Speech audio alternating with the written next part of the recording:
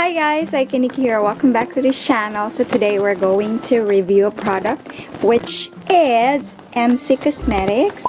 This is their serum and it says MC Aesthetics said to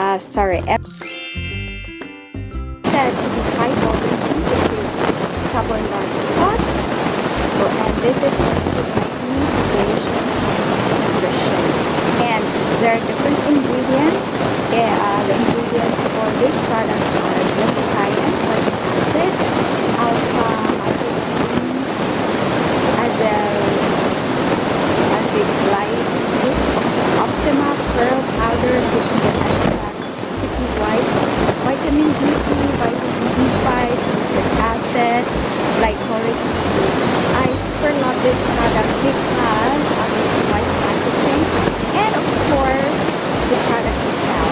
You can see it's super white, super elastic, gold, white color.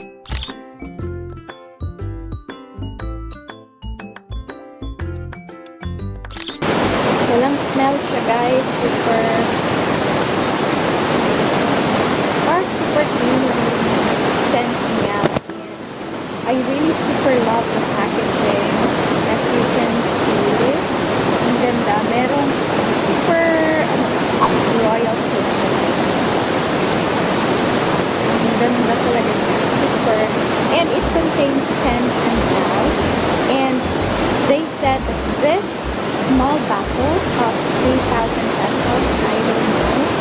If it's true, I'm going to place the link in the description box. Meron sila webpage. And at the same time, meron page. So you can message them directly. Again, this is not a sponsored video. So everything I say is coming from my heart. Kasi super lightweight. The serum is not really sticky at all. And it really glides onto your skin. And it really absorbs fast into your skin. And wala siyang masangsang na amoy. And super relaxing siya sa face. And honestly guys, nagamit ko na siya for 8 days straight. And first thing, kasi the first day that I applied it on my face, I was talking in front of the camera, but then the audio is not recorded. Nakamute pala yung microphone ko and I need to refilm it. Kaya wala tayong day 1 of application. But then, meron tayong day 1 but then puro lang siya visual. Namin yung audio. And then, right now, ito na yung 8 days. So, hindi ko naman sinabi na talaga ng owner na MC Aesthetics. Hindi naman talaga agad-agad resulta. It's whole 1-month process if you're going to religiously visit. Right now, hindi ko pa siya ina-apply kasi gusto kong makita niyo yung face ko. Yung before na in-insert ko dito, yung face ko pag-start talaga. Kasi the last time na nagpa-Bisha test, I had a Bisha test. I can see dark spots in here already. Sun damage yun. And then blue spots here. Dito. Right now, as you can see, nag-lighten na talaga yung spots ko dito. Yun talaga ang first na nakikita ko. Hindi na siya super light kasi ilang days pa naman. But then it really helps my skin. But right now, i-apply ko siya for the 9. So, ito na nga nag-wash na ako ng face kasi I'm about to sleep. But then, mag-double cleanse ako. As you can see, meron pang mga makeup na natira. So, I will be using this Derma-Clean Eucerin. This is a 3-in-1 cleanser. So, I'll just have a quick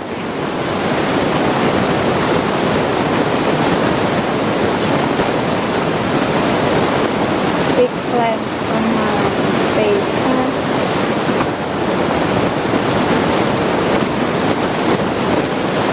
Kasi meron akong do have some parts of my eye. Makeup na hindi na rin pag-cleanse ko na yung face. Yan. Meron pa siya hindi natatanggal. In fairness, katagal matanggal ng LA Girl na gel liner. I don't know if nagawan ko na siya ng review, but then they say LA Girl gel liner is my ultimate fave. Yan na, super clean na ng ating face. And to give back the texture na parang natanggal sa ating face sa kakabubog na I will do this in it. I will do spread you on the face. Super nice. Really loving this little guys.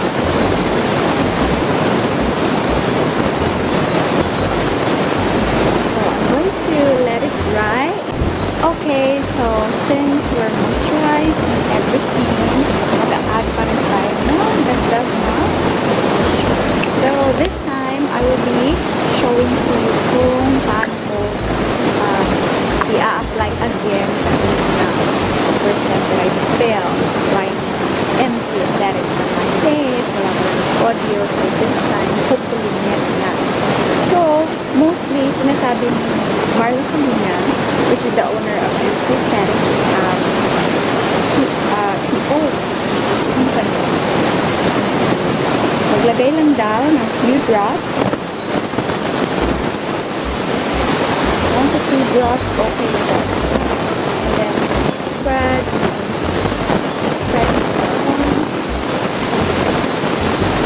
spread you all over your face.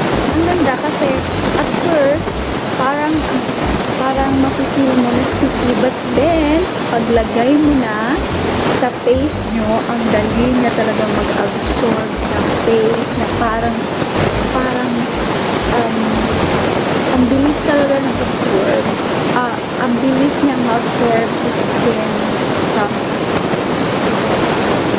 And don't forget your neck, of course. A little bit watery siya. Pero, yun one of the best. Ang dali niyang i-distribute sa face niyo. Pwede niyo rin siyang i-massage para lalo siyang ma-absorb sa face.